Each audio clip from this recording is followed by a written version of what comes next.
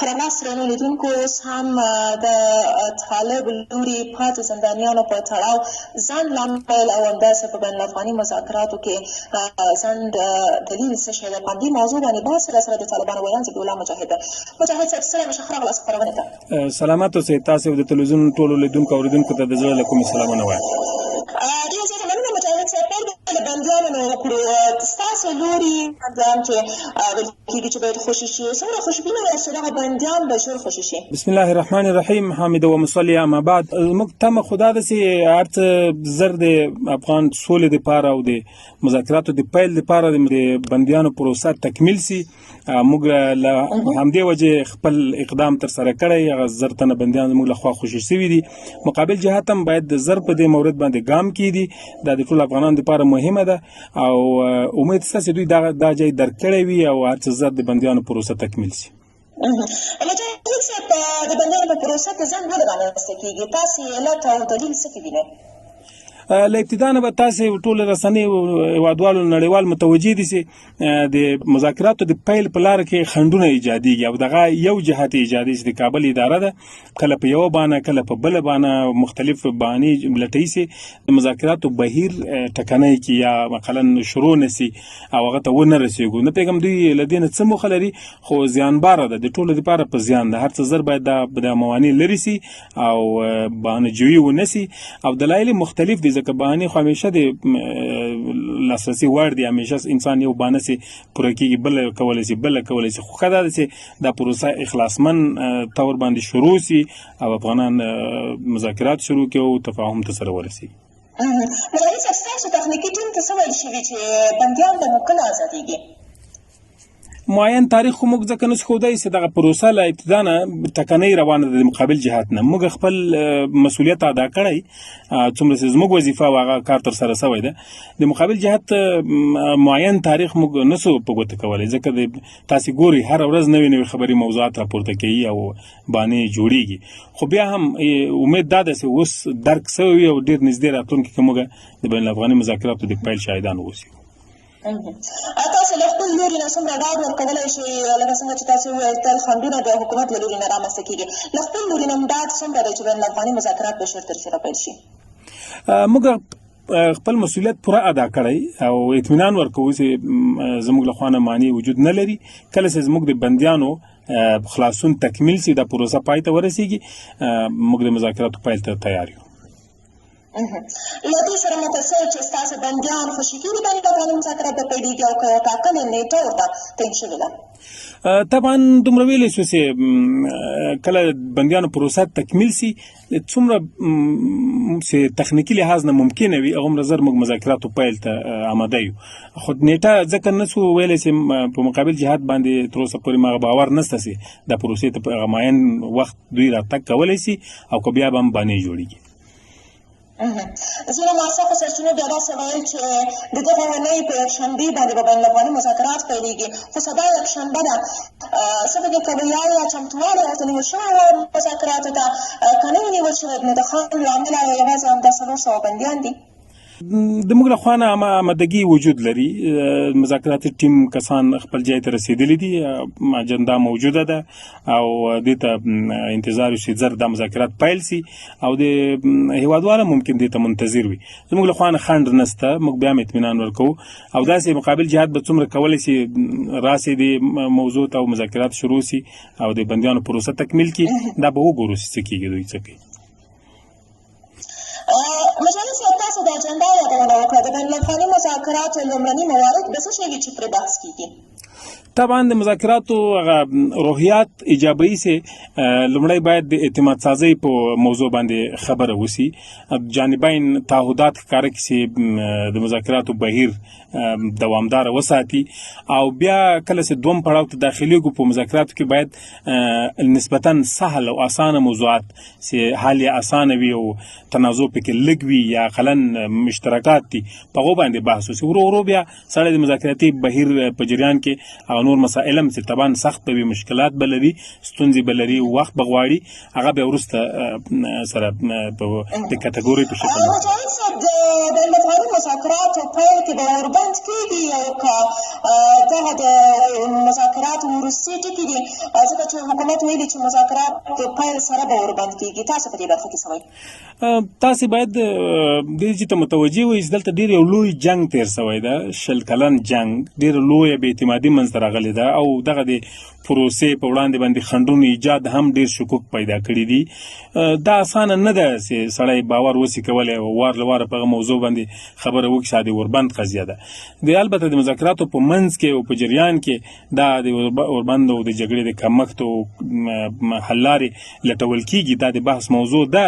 خو په ابتدا کې ځکه زه فکر نه کوم چې اعتماد موجود نه وي، څرنګه یو څوک کولی شي چې جګړه وسي درولی.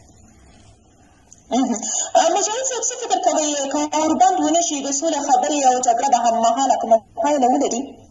بلې تاسې ولرل د امریکایانو سره زموږ خبرې د جګړې سره یو ځای مایي وې، دواړه هممهاله روان وو په مخ. تاسې لیدل چې تیر کال چې مذاکراتو جریان روان و، امریکایانو تر ټولو زیات بریدونه په افغانستان کې اجرا کړي دي، ولې بیا هم مذاکراتي بهیر روان په هغه وخت کې چې ستاسو خبرې له امریکایانو سره روانې وې په امریکایانو باندې بریدونه درېدلي وو؟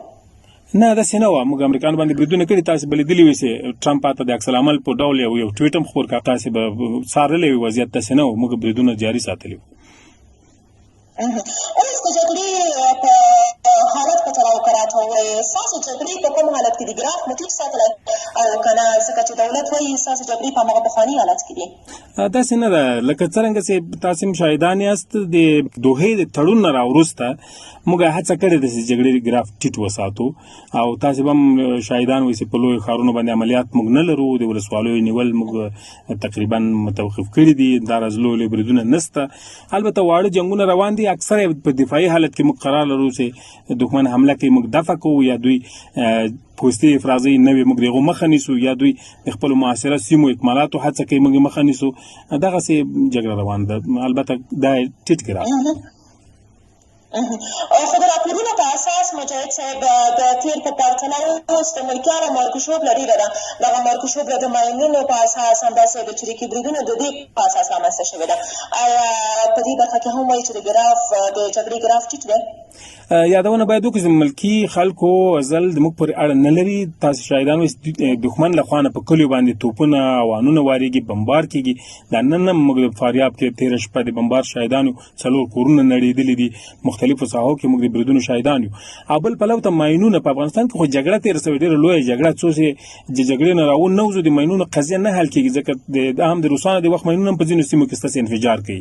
نو هغه خو د فعلي جګړې سره نه شو پرتله کولی، هغه پخواني شیان دي چې پاتې دي، جګړیزې سیمې تېرې شوي دي. طبعا کله په دښته کې، کله په خوړ کې، کله په یو ناهمواره سیمه کې چې پخوا جنګ و او اوس نسته، هلته یو موټر ځي د ماین سره مخامخ کېږي. دا دې معنا نه لري چې موږ جنګ شروع کړی یا تجدید کړی، هغه د جنګ هغه اثرات چې ډېر وخت ممکن دوام وکړي. خو هڅه بیا دا وي چې کله دلته امن او سوله راځي، د ماینونو د پاکېدو یو جلا پروسه پیل شي او هېواد له ماینو پاک شي. مجاهد صاحب تاسو په خپلو کې د بې باورۍ یادونه وکړه چې په افغانستان کې ډېره اوږدمهاله جګړه وه، نو دلته په خپلو خواو کې بې باوري رامنځته شوې، خو تاسې بیا هم د تېر په پرتله اوس د جګړې ګراف ټیټ ساتلی دی. دا چې دلته بې باوري هم شتون لري، نو د جګړې ګراف مو په کوم اساس ټیټ ساتلی؟ علت یې څه شی دی؟ د جګړې ګراف مو ځکه ټیټ ساتلی چې موږ له خپله خوا نه اقدام کړی وي. موږ غواړو چې خپل مسؤلیت ادا کړو د قضیې په اړه او د دغه ستونزو په اړه چې موږ حل لاره غواړو. کله چې موږ د امریکایانو سره حل ته رسېږو، دا هم کولی شو داخلي جهاتونو سره هم د منازعاتو په سر خبرې وکړو، مذاکرات وکړو. د هغه دپاره هم زمینه تقریبا مساعده کړې چې دا د جګړې ګراف هم دی موخه باندې ټیټ ساتل شوی ده. البته کاملا اطمینان نه لرو، بې باوري موجودې دي. موږ تاسې د کابل ادارې ځینې اقدامات لغه د 5 میاشتو را په دې خوا ګورو چې هغه د بې باوري فضا حاکموي او هغه ګراف یې لوړوي. بناء نو باور نشته، بې باوري موجوده ده. مجاهد صاحب د ځینو بریدونو مسؤلیت تاسې نه دی اخیستی او نه دی منلی. ستاسې نه وروسته نورې وسلهوالې ډلې څومره په افغانستان کې فعالیت کوي او آیا همدومره اقتدار کې دي؟ یو پدیده خود داعش په نامه موږ لرو چې داعش په افغانستان کې یو وخت فزیکی حضور درلود. تیر کال زموږ د عملیاتو په نتیجه کې د هیواد د هغه وروستۍ ځالې هم له منځه لاړې چې په ننګرهار او کونړ کې وې، او وروسته له دې چې موږ د دوی فزیکي حضور ختم کړ، دوی په پوښلي توګه او په پټه طریقه د ښارونو ته راغلي او پټ دي. البته متاسفانه چې د کابل ادارې د استخباراتو تر وزرو لاندې فعالیت کوي، دغه کله کله دغه د خوا پلانونه ورکول کېږي، دغه موخې ترلاسه کولو لپاره استفاده ځینې کېږي او عملیات کوي، خو هغه داسې چریکي یا داسې بریدونه دي، چاودنې دي بېجایه بې مورده، لکه موږ تاسې کله د مسجد چاودنې شاهدان یو، کله د یو روغتون باندې د برید شاهدان یو، کله په زندان باندې د برید شاهدان، داسې نورې قضیې پیښېږي، هغه د داعش پدیده یې کوي. پاتې له دې نه ما سوا نورې ډلې موږ نه لرو په افغانستان کې، نه نوم اورېدلی، نه حضور لري، نه امکان لري. نور عملیات څه سوي دي هغه د مجاهدینو پورې اړه لري. مجاهد صاحب، تاسو د طالبانو سره په هوکړه کې دا ژمنه هم کړې وه چې وروسته له سولې نه به په افغانستان کې نورو وسلوالو ډلو سره جنګېږي، البته امریکا سره په هوکړه کې. څه فکر کوئ که دلته سوله کېږي نو آیا له دغو وسلوالو ډلو سره به تاسې د دغو وسلوالو ډلو بریدونو مخنیوی به تاسو وکولی شئ؟ دلته یو تصحیح ته ضرورت ده. اول خو په زموږ او د امریکایانو ترمنځ تړون کې دا خبره نه ده سوې چې موږ به د امریکا دپاره له چا سره جنګېږو، دا خبره هېڅ نشته. دویمه موضوع دا ده چې افغانستان په خپله دې ته اړتیا لري دلته ډلې ټپلې نه وي، دلته باید واحد و حاکمیت وي، اسلامي نظام وي او دغه تر چت لاندې افغانان واوسي. که څوک د یوې ډلې په صفت باندې دلته فعالیت کوي یا خدای مکړه د افغانستان خاوره د چا په ضد استعمالوي یا افغانستان د امنیت ته ګواښ پېښوي، موږ مکلفیت لرو د خپل هېواد د امنیت ساتلو لپاره، د خپلو ملي او اسلامي ګټو د ساتلو لپاره دغه کسانو مخنیوی وکړو، خو د ځان لپاره دا د چا سره په تړون کې نه دي تسجیل کړي. مجاهد صاحب، د مذاکراتي ټیم په تړاو ستاسو د مذاکراتي ټیم یو لست پوښتنه نیمه کسیز لست، آیا دا سم دی او که دا شمېر تاسو ته تاییدول او که نه؟ تقریبا زموږ د مذاکراتو ټیم خو پوره ده، فکر کېږي چې شلو شاوخوا کې به زموږ غړي وي، ولې هغه لیست خپور شوی زه هغه نشم تاییدولی ځکه زموږ رسمي چینلونو دا نه ده استولی، نه ده نشر شوی زموږ له خوا نه. کېدای شي د چا شخصي معلومات وي چې په فیسبوکونو یا په اجتماعي رسنیو کې خپاره شوي دي، خو زموږ 20 کسیز مذاکراتي ټیم هغه تیار ده، آماده ده، انشاءالله په خپل وخت به خبرې شروع کوي. مجاهد صاحب، د 15 بندیانو په تړاو ویل شوي دي چې لومړنی شرط د بین الافغاني مذاکراتو لپاره همدا 15 بندیان دي. دغه بندیان که خوشي کېږي د حکومت په زندانونو کې ستاسو متباقي نور څومره زندانیان پاتې کېږي ستاسو د لست په اساس؟ بلې یو خو هغه زندانیان دي چې ملکی زندانیان موږ ورته ویلی سو چې عام خلک د چاپو په مهال د کلیو خرجاتو باندې عملیات په مهال نیول سوي او راوړل سوي زندانونو ته اچول سوي، حتی د یو کور نه 3 4 ورونه مور پلار ورور ټول نیول سوي دي اچول سوي.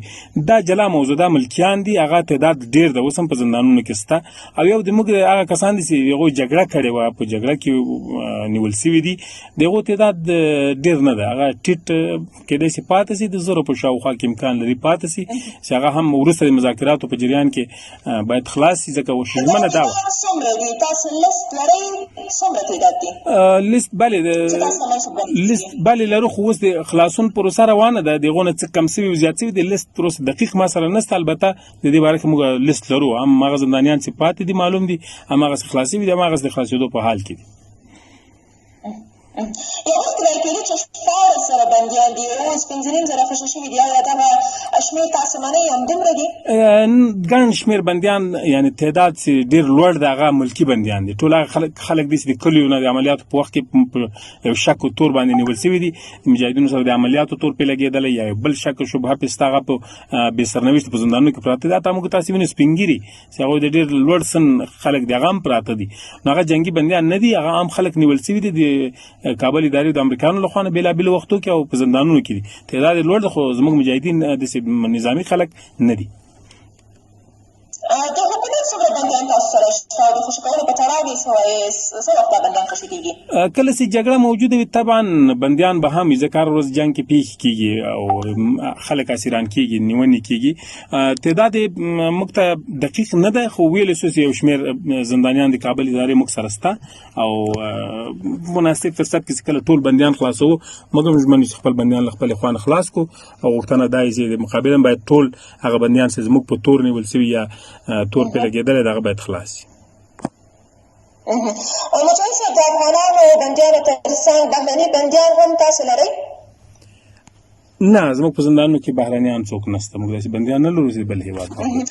په خوست کې یو قراردادي کس تښتول شوی و او داسې ویل کېدل چې هغه طالبانو تښتولی دی، نو ستاسو په زندانیانو کې بهرنیان څوک نشته؟ نه دغه کېدای چې کوم شک شبهه چا کړي وي او موږ په خپل وخت کې دا مسؤلیت د دې نه ده اخیستی او بل معلومات هم نه لرو چې هغه چیرې او څرنګه ورک شوی.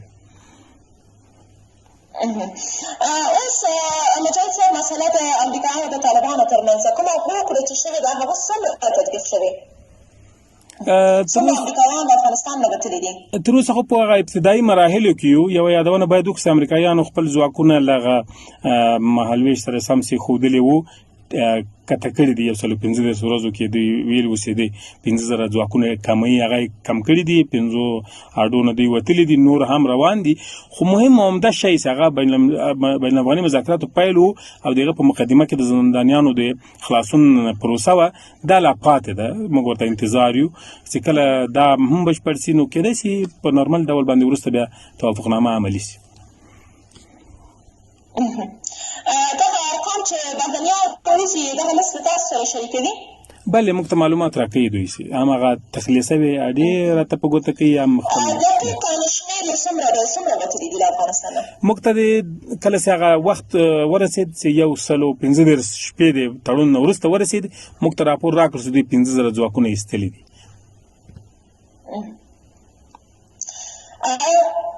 له دغه زندانیان چې تاسو سره شمېر هم معلوم دی او شریک شوي دي، دغه بهرنیان ځواکونه له کومو سیمو نه وتلي؟ یادونه شوې په هغو کې هلمند یاد شوی ده، لغمان یاد شوی ده او ځینې نورې سیمې د هېواد یاد شوي دي، د فراه او هرات دغه سیمې یادې شوي دي. دوی 15 اډې په ګوته کړي دي چې هغو ساحونه وتلي. دوی ویلي دي چې موږ به دغه خپل ځواکونه په دوو برخو کې وباسو، نو تر اوسه د دوی د ځواکونو د وتلو پروسې نه تاسو راضي یاست؟ تمه دا ده چې باید هغسې ووځي لکه څنګه چې دوی ژمنه کړې ده او موږ هم خپله ژمنې ته تعهد لرو. تاسې به لیدلي وي چې پخپله امریکایانو هم ته وویل چې وروسته له تړونونو په دوی باندې هېڅ ډول برید نه ده شوی. موږ هڅه کوو چې دغه تړون له خپلې خوا نه ښه عملي کړو، لکه څنګه چې تعهد د مسلمان وظیفه ده، تعهد ته پابندي همداسې یو ښکارونه وکړو. مقابل جهت نه هم تمه دا ده چې باید دوی پروسې ته ټینګ ودرېږي او عملي کړي او دغه بریالیتوب د دې پروسې د دواړو په نفع د دواړو جهتونو، امریکایانو ته په نفع ده هم افغانانو ته. پاتې شو دغه ابتدایي مسله چې خنډ ایجاد کړ د زندانیانو د خلاصون پروسې، دلته څه مشکلات پېښ شول چې تر اوسه پورې د 5 میاشتې کېږي زموږ بندیان نه دي خلاص شوي، باید دا په 10 ورځو کې خلاص شوي وای. دغه خنډ خو موږ لرو په تطبیق د پروسې کې. مجاهد صاحب د دې دقیق شمېر څومره دی؟ داسې ویل کېدل چې 12,000 دي او اوس شاوخوا 6,000 پاتې دي او له دې ورهاخوا 16,000 د ناټو په چوکاټ کې دي. دقیق شمېر یې څومره دی؟ په افغانستان کې بهرني ځواکونه څومره دي؟ موږ ته څه ډېر مهم دی هغه د دوی بشپړ وتل دي.